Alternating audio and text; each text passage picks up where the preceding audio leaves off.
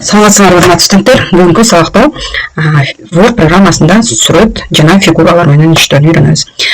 Анда эмесе Word программасын жүктөп алабыз. Жүктөп ачып, анда биз биринчи баракчабызды турула алабыз. Кааласак разметка страницага кирип, ориентацияга кирип, книжный же альбомный кылып алсак болот. Мага азыр альбомный керек. Мен өзүм биринчи баракчаны түзүп алдым. Эми вставка менюсунда фигура деп турат. Ошо фигура дегенге кирсек, бизге мындай болгон фигуралардын шаблондору, фигуралар көрүнүп турат. Ал жерден мен азыр өзүм каалагандай фигураны алсам болот. Мисалы, мен мындай фигураны койгум келди.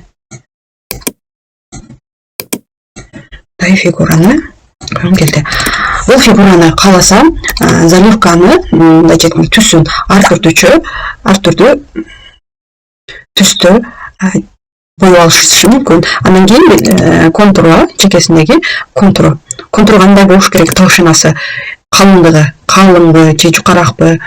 Мага азыр мындай калыңдыкта дейли, анын түсү кандай цвет болуш керек.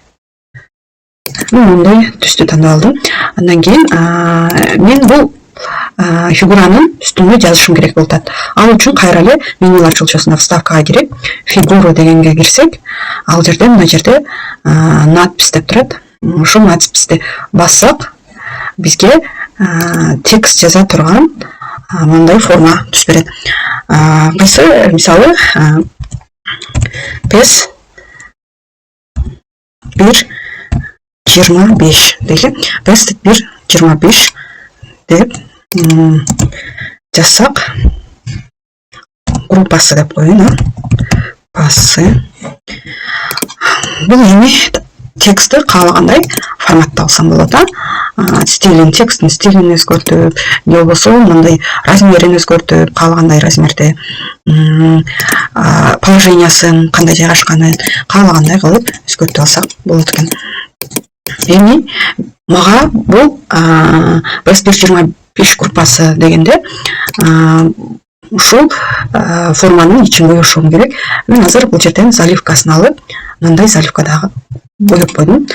Контурун, чекесинде контур, без контур, нет контур деп койсом, бул кадимкидей эле билинбей калды. PES 1.25 группасы деп. Ушул сыяктуу фигуралардын жардамында ар түрдүүчө фигураларды алып, биз түрдүү нерселерди жасасак болот экен. Эми мисал үчүн мен мына жерден алып,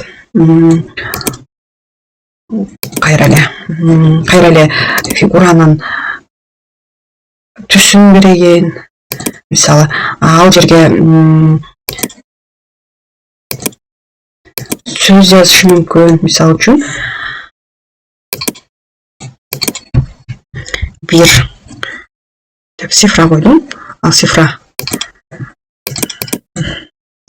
мындай обычный эле форматта койушум мүмкүн.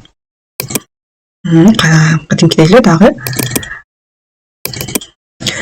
бул форманы эки жолу бассак, бул редакторлоо, кантип редакторлесек, же болбосо ушул форманы кантип болосу, кантип чекелерин жасалгалайбыз, ошол боюнча мындай көрүнүш чыгат. Ушул жерден мисал үчүн дагы эле мен сары түстү берип коеюн, дагы эле без контур кылып жасап коеюн. 1 деп жаздым.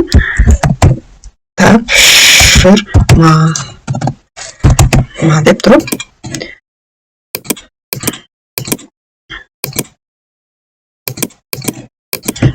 биринчи тапшырма деген знак болуп калды. Бул жерде ушул группанын аталышы. Эми дагы ушул сыяктуу кааласак фигуралардын жардамында стрелкаларды, ар түрдүү фигураларды койсок болот экен. Мисал үчүн, могу деле кааласак жазып, өзүбүзгө жаккан түстү тандап койсок болот экен. Жана башка ушул сыяктуу нерселерди жасасак болот экен. Эми дагы вставка деген жерде рисунок деп, вставка менюсунда рисунок деп турат. Ушул жерде рисунокты бассак, биз кайсы каалагандай сүрөттү койсок болот экен.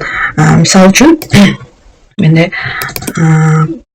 каалагандай бир сүрөттү койсом, ушул сүрөт, пока ушул сүрөт бар экен, бир сүрөттү коюп койдум. Ушундай сүрөттөрдү алып койсок болот экен. Эгерде бул сүрөттү жылдыра албай, ошол сүрөт менен иштөө кыйын болуп атса, анда задний положение кылып койсок болот экен. Мисалы үчүн обтекание дегенге кирип за текстом деп койсок, биз мынтип же болбосо дагы бир сүрөттү коюп көрөлү. Мисалы үчүн мен бул сүрөттү койдум. Бул сүрөттүн бирок ак түстө фону бар экен. Ак түстөгү фон бар экен. Ал фонду удалить кылыш үчүн ушул сүрөттү белгилесек, удалить фон деген чыгат.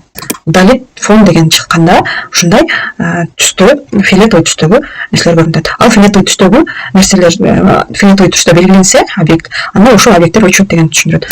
Ал үчүн мындай кылып биз белгилешибиз керек.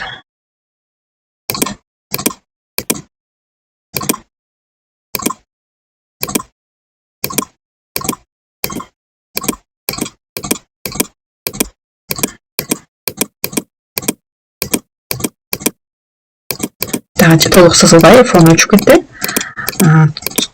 Толук сызылбай. Ушуга окшош ушул сыяктуу фондорду дагы удалить эте турган сүрөттөрдү алсак болот экен. Мисалы үчүн дагы мен интернеттен фон бар сүрөт алсам.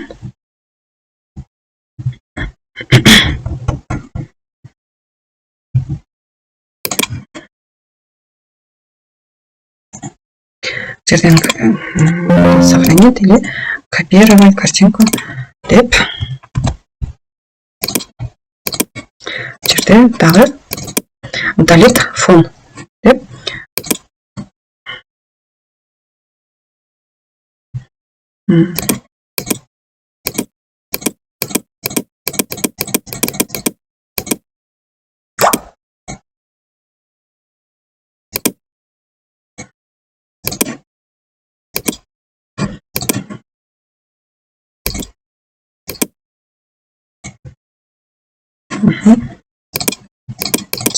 бизге ушундай болгон фонун удалить этип берди.